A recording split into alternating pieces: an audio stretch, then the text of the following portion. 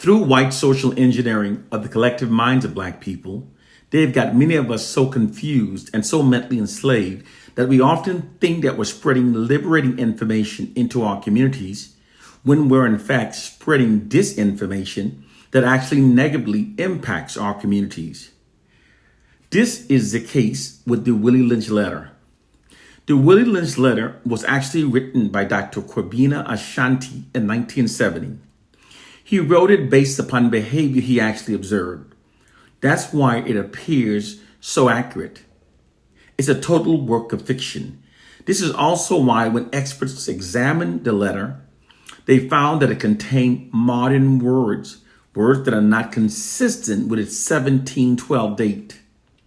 Dr. Ashanti said that he wrote the letter in 1970 to bring attention to the vision that he saw within the Black community.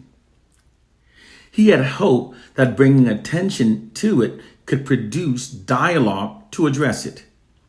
However, his literature was acquired by white oppressive forces, who then took it and heavily spread it into the Black communities.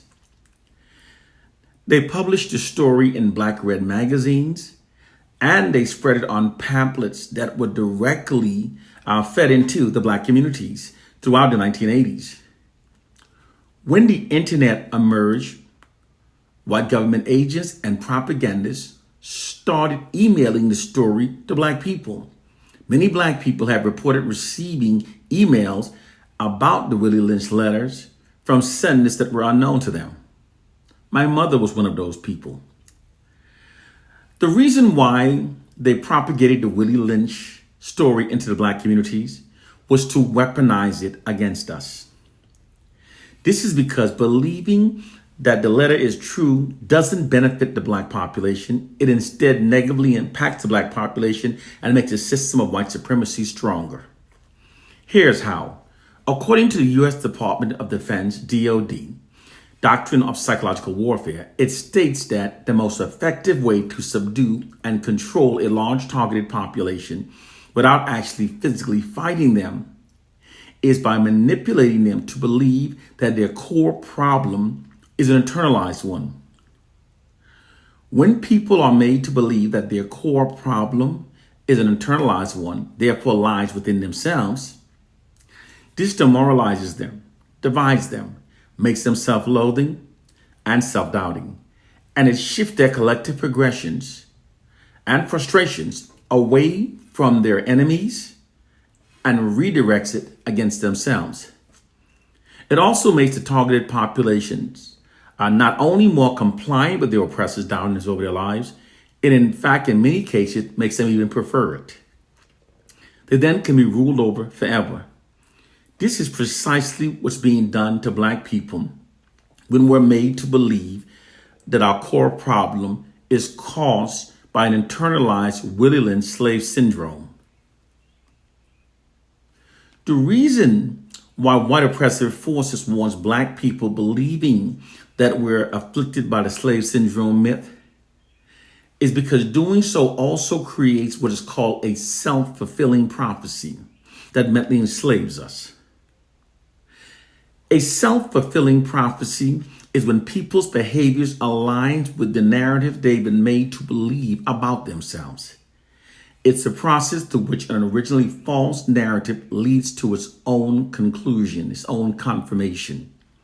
In a self-fulfilling prophecy, people start acting based upon the false narratives about themselves, thus in a sense making it true.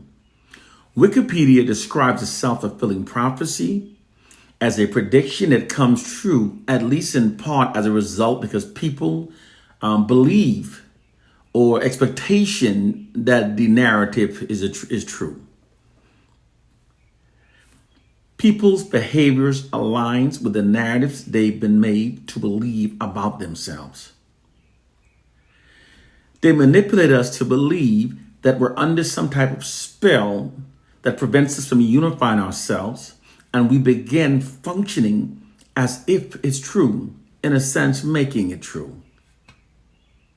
You know, sometimes it's easier to fool people than it is to show them that they've been fooled.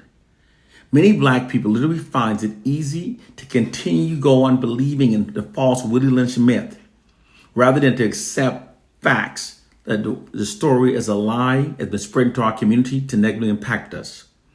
To those black people, I ask you to critically think based upon facts.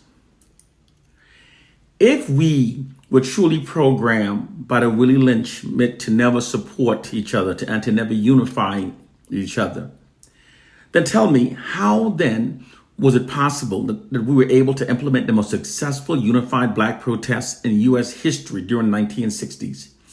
And how then did President Barack Obama receive more black votes than any president in history?